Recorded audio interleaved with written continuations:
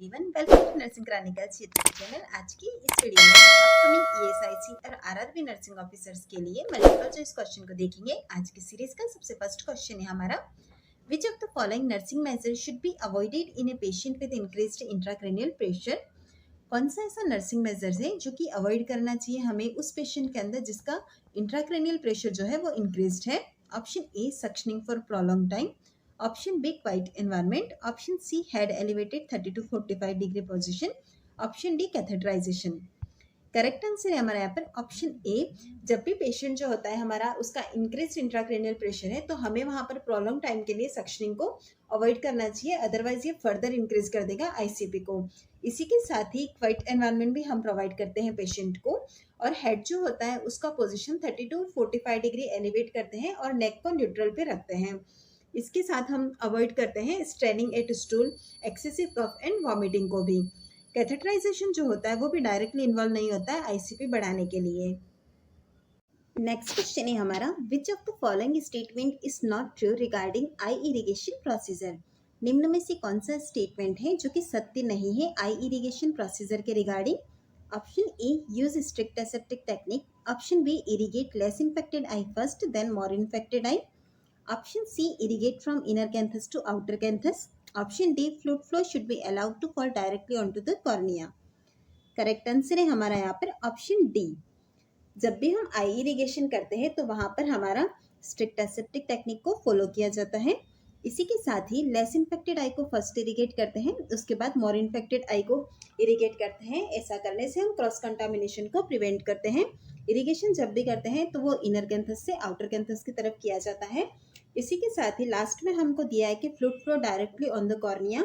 हमारा जो भी इरिगेशन का फ्लूइड है हम उसे डायरेक्टली कॉर्निया पर नहीं अलाउ करते हैं फ्लो के लिए, क्योंकि इससे कॉर्निया डैमेज हो सकता है और डिस्कम्फर्ट भी रहता है पेशेंट के लिए।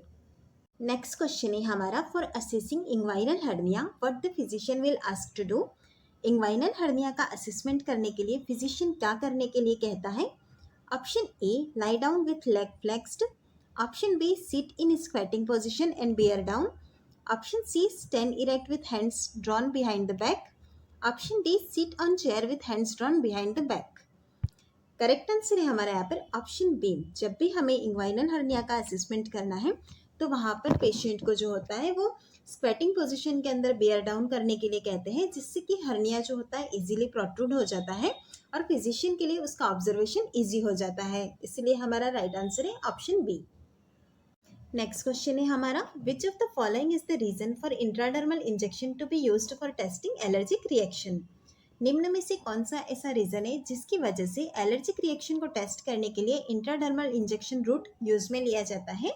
Option A, it is less painful. Option B, it is easy to administer. Option C, it diffuses rapidly. Option D, it diffuses slowly. Correct answer है हमारा यहाँ पर option D, it diffuses slowly. हमें यहाँ पर intradermal injection से related पूछा गया है। जब भी हम मेडिसिन को एडमिनिस्टर करते हैं तो कुछ मेडिसिन जो होती है उनके लिए एलर्जिक रिएक्शन को टेस्ट करने के लिए आफ्टर सेंसिटिविटी टेस्ट किया जाता है, जो कि इंट्राडर्मल रूट से किया जाता है। इंट्राडर्मल रूट को इसलिए प्रेफर करते हैं क्योंकि यहाँ पर जो होता है डर्मल लेयर के अंदर ब्लड सप्लाई जो होती है वो कम होती है, जिसकी वजह से एब्जॉर्प्शन डिले होता है। वहीं अगर हम इसके डिफ्यूजन की बात करते हैं तो यहाँ पर डिफ्यूजन हमें एज कम्पेयर टू इंट्रावेनस और इंट्रामस्कुलर के कंपैरिजन में कम देखने को मिलता है। नेक्स्ट क्वेश्चन है हमारा, the percentage and the flow of oxygen in A red colour venturi mask is. Red colour का जो वेंचुरी मास्क होता है उसके अंदर परसेंटेज और फ्लो ऑफ ऑक्सीजन कितना होता है। Option A, 31% and 6 litre per minute. Option B, 35% and 8 litre per minute. Option C, 40% and 10 litre per minute. Option D, 60% and 15 litre per minute. Venturi mask के अंदर कलर कोड के according अलग अलग percentage and flow of oxygen होता है। हमें यहाँ पर पूछा गया रेड कलर, तो रेड कलर के लिए अंदर होता है 40% एंड 10 लीटर पर मिनट। चलिए अब हम जानते हैं कि कौन से कलर कोड के अकॉर्डिंग वेंचुरी वॉल्व के अंदर ऑक्सीजन और परसेंटेज ऑफ O2 फ्लो कितना होता है। सबसे फर्स्ट ब्लू कलर, जिसके अंदर 24% 2 लीटर पर मिनट होता है। नेक्स्ट आता है हमारा व्हाइट कलर, जिसके अंदर 28% और 4 लीटर पर मिनट होता है। ऑरेंज कलर, जिसके अंदर 31% एंड 6 लीटर पर मिनट होता है। येलो कलर में 35% और 8 लीटर पर मिनट होता है। रेड कलर, जो कि आपको क्वेश्चन में पूछा गया था, जिसके अंदर 40% और 10 लीटर पर मिनट होता है। लास्ट है हमारा ग्रीन कलर जिसके अंदर 60% और 15 लीटर पर मिनट होता है। नेक्स्ट क्वेश्चन है हमारा, which of the following substance is not measured in quadruple marker test. निम्न में से कौन सा ऐसा सब्सटेंस है जिसे कि क्वाड्रुपल मार्कर टेस्ट के अंदर मेजर नहीं किया जाता है। Option A alpha fetoprotein, option B human chorionic gonadotropin, option C unconjugated estriol, option D progesterone. Correct answer है हमारा यहाँ पर ऑप्शन डी प्रोजेस्टेरोन। चलिए हम देखते हैं क्वाड्रुपल स्क्रीन टेस्ट क्या होता है। क्वाड्रुपल मार्कर टेस्ट जो होता है इसे क्वाड्रुपल स्क्रीन टेस्ट भी कहा जाता है। इसके अंदर जो होता है इस लेवल को जानकर हम risk of certain chromosomal abnormalities और बर्थ डिफेक्ट को आइडेंटिफाई कर सकते हैं, जैसे कि डाउन सिंड्रोम और neural tube defect. Quadruple screen test जो है वो एक प्रीनेटल स्क्रीनिंग टेस्ट होता है जिसके अंदर के 4 सब्सटेंस जो होते हैं वो प्रेग्नेंट वुमेन के अंदर मॉनिटर किए जाते हैं। उसके अंदर हमको देखने को मिलता है alpha fetoprotein, HCG human chorionic gonadotropin और अनकॉन्जुगेटेड एस्ट्रियोल, और लास्ट है इनहिबिन ए। नेक्स्ट क्वेश्चन है हमारा, an adult client with meningitis is receiving ivy fluids and oral fluid. The fluid intake of the client should be monitored because fluid overload में cause. यहाँ पर एक adult client है meningitis वाला, उसे IV fluid और ओरल फ्लूइड दोनों ही चीज़ें रिसीव हो रही है। यहाँ पर हमें फ्लूइड क्लाइंट का फ्लूइड इनटेक जो है उसे मॉनिटर करना ज़रूरी है, क्योंकि अगर फ्लूइड ओवरलोड हो गया तो इसकी वजह से क्या देखने को मिलेगा। Option A hypovolaemic shock, option B bradycardia, option C cerebral oedema, option D dehydration. Correct answer है हमारे यहाँ पर ऑप्शन सी सेरिब्रल एडिमा।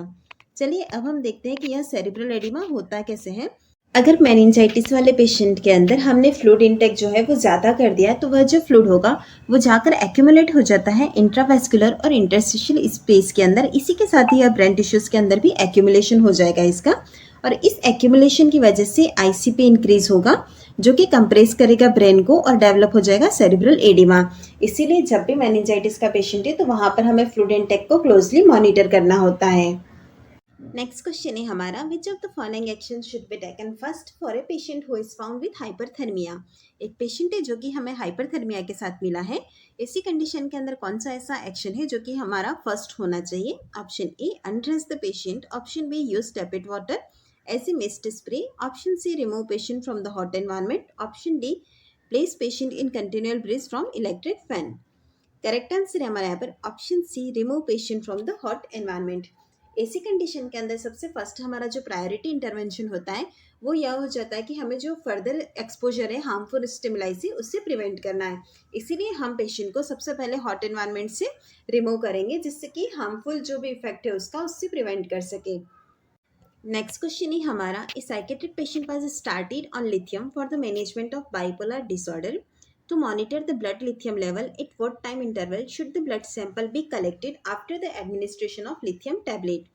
एक साइकेट्रिक पेशेंट है जिसे स्टार्ट किया गया है लिथियम ड्रग को for the management of bipolar disorder. हमें इसका जो है ब्लड के अंदर मॉनिटर करना है लिथियम के लेवल को, तो कौन से टाइम इंटरवल के अंदर हमें ब्लड सैंपल कलेक्ट करना होगा after administration of lithium tablets. Option A after 24 hours, option B after 12 hours, option C after 6 hours, option D immediately after taking tablets. Correct answer है हमारे यहाँ पर ऑप्शन बी आफ्टर 12 आवर्स। आपने देखा होगा lithium जब भी हम देखते हैं तो उसका ब्लड के अंदर लेवल जो होता है वो हमें रूटीनली मेजर करते हैं, क्योंकि लिथियम के टॉक्सिसिटी होने के चांसेस ज़्यादा रहते हैं। जब भी पेशेंट ने हमारा लिथियम का लास्ट डोज लिया है उसके 12 to 14 आवर्स के बीच में हम सैंपल को कलेक्ट करते हैं लिथियम लेवल को मॉनिटर करने के लिए। नेक्स्ट क्वेश्चन है हमारा, the nurse is caring for a patient who is bleeding from the puncture wound, which of the following intervention should the nurse use to control the arterial bleeding. Puncture wound वाला एक client है हमारा, उससे bleeding हो रही है, निम्न में से कौन सा ऐसा इंटरवेंशन होगा जो कि नर्स यूज करेगी for control arterial bleeding. Option A pressure at puncture site, option B application of tourniquet, option C pressure point massage, option D pressure dressing. Correct answer है हमारे यहाँ पर option A pressure at puncture site. यहाँ पर हमें bleeding से prevent करने के लिए पंक्चर वुंड या पंक्चर साइट जो है वहाँ पर हमें फर्म प्रेशर डायरेक्टली अप्लाई करना होगा। इससे क्या होगा कि वहाँ पर स्लो डाउन हो जाएगा ब्लड फ्लो वुंड के साइड पे, और यह जो होगा वो फेवर करता है क्लॉट फॉर्मेशन के लिए, जिसके कि फर्दर ब्लड लॉस भी प्रिवेंट हो जाता है। अगर सीवियर ब्लीडिंग हो रही है और ब्लड अभी भी स्टॉप नहीं हो रहा है तो हमें जो डायरेक्ट प्रेशर हम वुंड पे अप्लाई कर रहे थे वो डायरेक्ट प्रेशर हमें आर्टरी पे अप्लाई करना है। इसी के साथ ही एलिवेशन भी अपनाना है जिससे कि हम कंट्रोल कर सके ब्लीडिंग को।